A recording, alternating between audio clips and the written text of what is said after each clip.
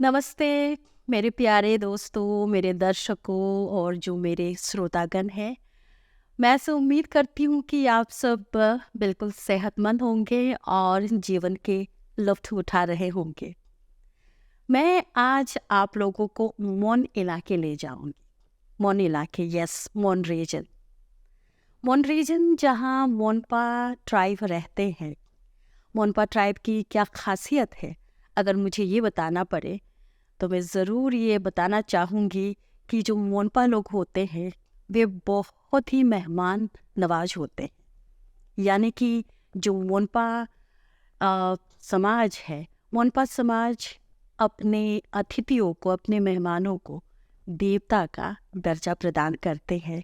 और उसी तरह अपने जो भी मेहमान होते हैं उनके सुख सुविधा की सारी जो सहूलियत है, इसका बड़ा ध्यान रखते हैं।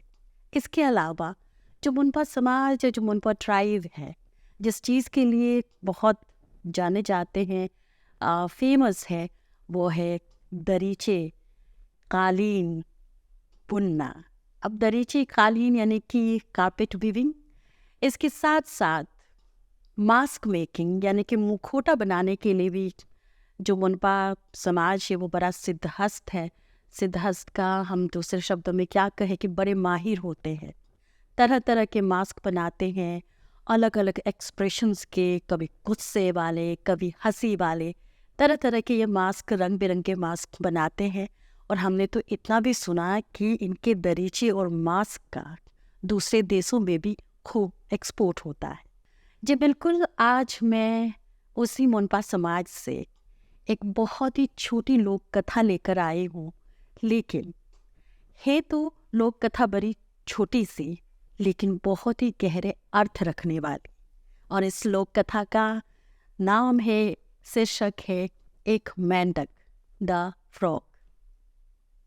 ये छोटी सी लोक कथा थेम्बंग इलाके की है।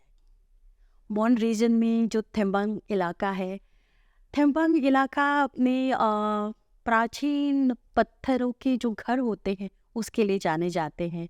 एक आप कह सकते हैं बड़ा ही एक हेरिटेज वाला जगह है। कई सारे टूरिस्ट भी आते हैं। खैर, हम कहानी पर वापस आते हैं। ऐसा कहते हैं कि सदियों सदियों पहले उसी थेम्बंग इलाके में एक शादीशुदा जोड़ी रहा करती थी। और ये जो शादीशुदा जोड़ी है, ये एक दूसरे से बड़े प्रेम करते थे। इन्होंने जीवन के कई उतार और चढ़ाव एक साथ देखा। इन्होंने, ये कहते हैं कि साथ में जवानी देखी और अब ये बुढ़ापा में पहुंच गए। अब जब ये बुढ़ापा में पहुंच गए और किसानी परिवार ये खेती करके अपना पेट पाला करते थे, तो एक दिन ऐसा हुआ कि जो बूढ़े हैं, जो पति हैं, उन्होंने पत्नी को जगाया। पत्नी सोई पड़ी हुई थी, उनको जगाया, कहा कि चलो खेती के लिए निकलते हैं। पत्नी ने कहा कि बहुत ही बहुत ही दर्द भरी आवाज़ में कहा कि आज लगता है मैं खेत नहीं जा पाऊंगी, क्योंकि मेरे घुटनों में बड़ा दर्द हो रहा है। ऐसा कीजिए, आप ही चले जाइए। बूढ़े ने इस बात को समझा और बूढ़े अकेले अ, खेत में काम के लिए अकेले निकल गए। अब बूढ़े ने देखा कि रोज रोज यही बात होने लगी। यानी कि हर सुबह ये बूढ़ी को, यानी कि अपनी पत्नी को जगाते और पत्नी कहती कि नहीं, घुटनों में बड़ा दर्द है, मैं नहीं जा सकती। अब बूढ़े को गुस्सा आने लगा। एक बात हमें यहाँ से ये समझना होगा कि जो इंसानी स्वभाव है, जो ह्यूमन नेचर है, ऐसे कहते हैं कि जब कोई व्यक्ति या कोई इंसान जब बुढ़ापा की अवस्था में आते हैं तो वो बच्चों जैसा हो जाता है, बड़े ही तुनक मिजाज, टेम्परमेंटल हो जाता है बड़ा। तो यही उस बूढ़े के साथ भी हुआ।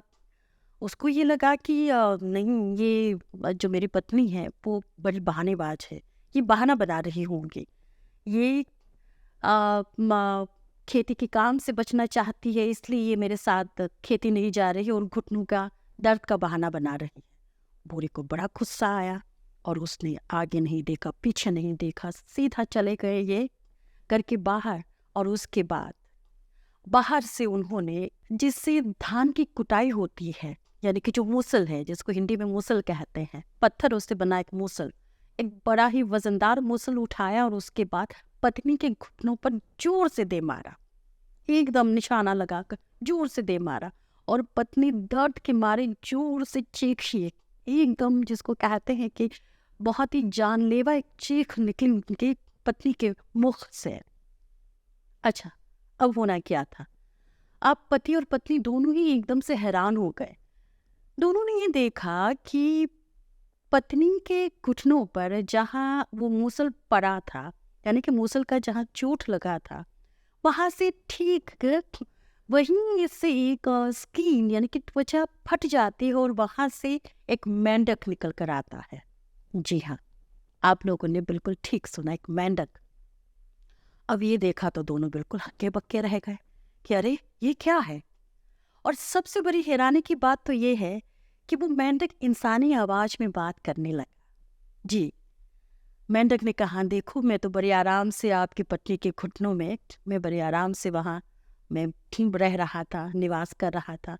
आपने मुझे इस तरह मुसल से आपने मुझे मार के बाहर निकाला है, ये बड़ा गलत किया अभी आपने।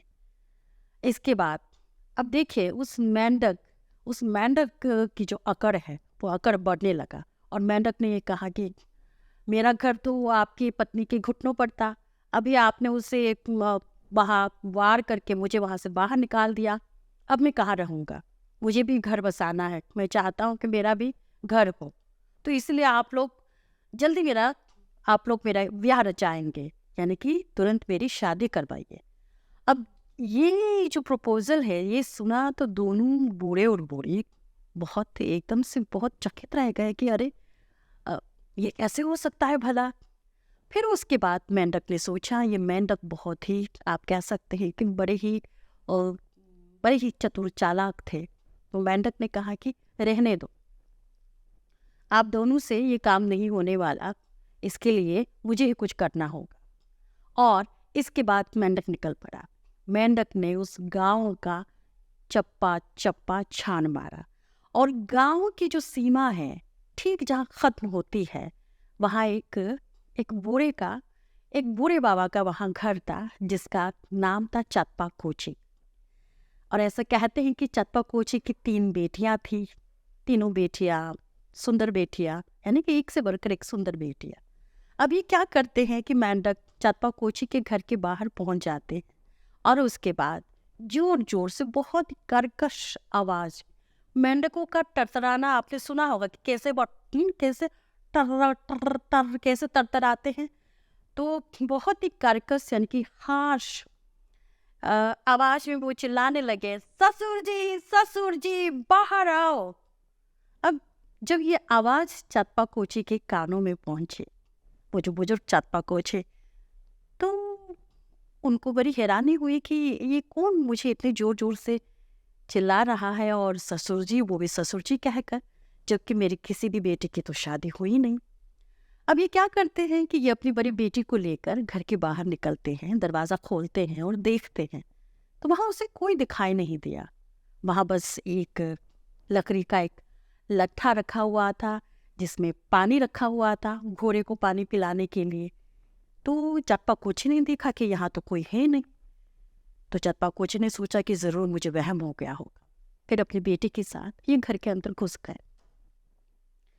अब जैसे ही अंदर घुसे फिर से वहां से आवाज आने लगी बाहर से कि ससुर जी बाहर आओ। चत्पा कोची ने कहा कि नहीं, ये तो वहम नहीं हो सकता।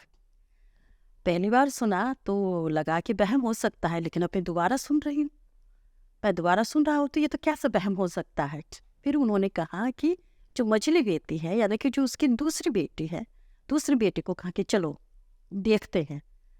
दूसरी बेटी के साथ ये बाहर निकले। फिर इन्होंने पूरा, जिसको कहते हैं कि पूरा कि घर का जो हिस्सा है, उत्तर दक्षिण नॉर्थ वेस्ट साउथ, उसने पूरा छान मारा कि कहाँ से आवाज़ आ रही है, ये आवाज़ का सोर्स कहाँ है, ये आवाज़ का सोर्स। उसने पूरा देखा, गर्दन एकदम उचका कर देखा, फिर भी उसे कोई दिखाई नहीं दिया। तो चप्पा कोच ने सोचा कि ये बहुत अजीब सी कुछ नहीं बातें हो रही हैं। ये क्या है? ये कोई अपशकुन है या क्या है? कोई दिख नहीं रहा लेकिन आवाज़ आ रही है। इसी तरह चप्पा कोची अपना सिर खुजाते हुए यानी कि उलझन में घर के अंदर फिर से ये दाखिल हो जाता है। अभी फिर से वही आवाज़ तीसरी दफ़ा कि ससुर जी बाहर आओ। अब चप्पा कोची अपनी सबसे छोटी बेटी, ऐसा माना जाता है कि उनकी सबसे छोटी बेटी इन तीनों बेटियों में से, जो उनकी जो 2 बड़ी बहनें थीं, उन 2 बड़ी बहनों में से जो सबसे जो छोटी बेटी है, वो बहुत ही इन दोनों से बहुत ही ज़्यादा सुंदर हुआ करती थी, निहायत ही सुंदर। अब जैसे मैंने कहा कि तीनों एक से बढ़कर एक सुंदर है, लेकिन उसमें से भी जो सबसे सुंदर है वो उसकी छोटी यानी कि जो यंगेस्ट जो डॉटर थी, वो सबसे ज़्यादा सुंदर थी। अब उसे लेकर चप्पा कोची बाहर आए कि फिर खोजने लगे कि ये कहाँ से आवाज़ आ रही है, पूरा देखने लगे कि कहाँ से आवाज़ आ रही है। अब छोटी जो बेटी है वो ठहरी बड़ी स्मार्ट, उसने मेंढक को देख लिया और मेंढक को दरअसल चप्पा कोची ने भी देखा था, लेकिन चप्पा कोची को विश्वास ही नहीं हुआ कि ये मेंढक इंसानी आवाज़ में बात कर सकता है, ये मेंढक मुझे बुला रहा है। उसने सोचा नहीं। खैर जो छोटी बेटी है उन्होंने कहा अपने पिता से कि वो देखो मेंढक, और वो मेंढक ही आपसे बात कर रहा है। चप्पा कोची ने कहा कि क्या ये सच बात है मेंढक, कि क्या तुम्ही ने मुझे आवाज़ लगाया था? तो मेंढक ने कहा कि हाँ बिल्कुल, मैंने ही आवाज़ लगाया था और मुझे आपकी बेटी से शादी करनी है। इसके बाद तो चप्पा कोची जोर जोर से हंसने लगे। कहा कि तुम मेंढक और मेरी बेटी से तुम शादी करेगा? तुमने अपने आप को समझ क्या रखा है? तुम मेंढक ही जा, तालाब में जा, यहाँ क्या कर रहे हो? अभी कहते हैं कि इस बात से मेंढक का दिल इतना ज़्यादा टूट गया, he was really heart broken, इतना ज़्यादा टूट गया, और ऊपर से उसकी हंसी उड़ाई, उसका मजाक बनाया। तो कहते हैं कि मेंढक जोर जोर से रोने लगा, दहाड़ मार कर रोने लगा। इतना रोया कि आकाश में, आसमान में बादल गरजने लगा, बिजली कड़कने लगी और बहुत जोर से मूसलाधार बारिश हुई। इतनी बारिश हुई कि थेम्बांग का जो पूरा इलाका था, वो इलाका लगभग बारिश में डूब भी गई। जब तक मेंढक रोते रहे तब तक बारिश होती रही। लोग, अभी जैसे हम जानते हैं कि जो मोन रीजन है वो बहुत ही ठंड इलाका है। अब लोग ठंड के मारे एकदम से कांपने लगे। एक तो बारिश, ऊपर से ठंड, और आप लकड़ी काटने के लिए जो फायरवुड कलेक्ट करने के लिए आप जंगल भी नहीं जा सकते क्योंकि रास्ते पानी से भरा हुआ है। अब क्या करें? अब लोगों का जो एक दल है, किसी तरह से बहुत ही मेहनत मशक्कत करके किसी तरह से घुटनों तक पानी में भीग कर चप्पा कोची के पास पहुंचा और चप्पा कोची से कहा कि देखो ये सब तुम्हारा करतूत है। उस मेंढक ने बेचारा मांगा क्या है, वो तुम्हारी बेटी से प्रेम करता है, वो उससे शादी करना चाहता है, उसका ब्याह करा दो और सब ठीक हो जाएगा। अब चप्पा कोची भी क्या करते? तो चप्पा कोची ने मेंढक को बुलाया और उसके बाद अपनी जो बेटी है, जो सबसे सुंदर बेटी थी, जो सबसे छोटी बेटी थी, उन दोनों की शादी कराते हैं। इसके बाद मेंढक का रोना बंद हो जाता है। अब जब मेंढक ने रोना बंद किया तो बादल भी गरजना बंद हो गया, बिजली भी कड़कना बंद हो गया और बारिश भी बिल्कुल थम सी गई। और जहाँ तक मेंढक और चप्पा कोची की बेटी की बात है, ऐसा कहते हैं कि दोनों उसके बाद परम सुखी यानी कि they lived happily ever after। दोस्तों, कहानी यही खत्म होती है, लेकिन ये कहानी दरअसल, इस कहानी का उद्देश्य क्या है, ज़रा इसको हम टटोलते हैं। दरअसल ये कहानी हमें ये बताने की कोशिश करती है कि जो एनिमल वर्ल्ड है वो दरअसल ह्यूमन वर्ल्ड का एक्सटेंशन है।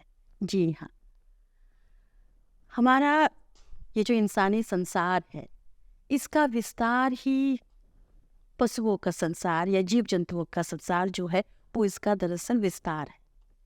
कहानी जैसे मैंने कहा ये सदियों पहले की कहानी है। सदियों पहले की कहानी में जो मनुष्य होते थे यानी कि जो इंसान होते थे वो जानवरों के साथ, जानवर और जो इंसान है वो एक साथ रहते थे। अभी जैसे हमने देखा कि दोनों में क्या मैट्रिमोनियल रिलेशन, यानी कि ये जो मेंढक है ये एक शादी का रिश्ता लेकर चरपाकोची के पास पहुंचते हैं। तो इसका क्या अर्थ है कि जानवर और इंसानों के बीच बराबर, या हम कह सकते हैं कि दोनों के बीच बराबर जो भी जिस तरह के जो सामाजिक जो संबंध होते हैं, सोशल रिलेशन है, वो सोशल रिलेशन रहा। लेकिन बाद में धीरे धीरे जैसे जैसे समय आगे बढ़ता गया, जानवर तो अपने वास्तविक घर यानी कि जंगल में रह गए, लेकिन जो इंसान है, इंसानों ने अपने आप को कंक्रीट के जंगल में बंद कर दिया। या हम कह सकते हैं कि इंसान जानवरों से बिछड़ गए से मेरा मतलब ये है कि इंसान सोचते हैं कि हाँ हम अभी कंक्रीट के घरों में रहते हैं तो हम ज़्यादा डेवलप्ड है ये।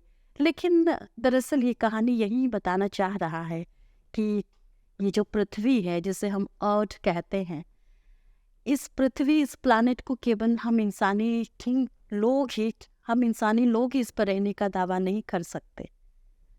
हम इस पृथ्वी को, इस प्लानेट को, हम जो नॉन ह्यूमन लिविंग बीइंग है उनके साथ हम साझा करते हैं, शेयर करते हैं।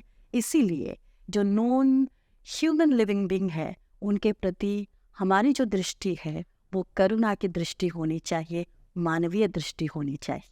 तो आज कहानी यही खत्म। अगले हफ्ते फिर से मुलाकात करेंगे, अगले हफ्ते फिर मैं आपसे मिलूंगी। तब तक के लिए पायल।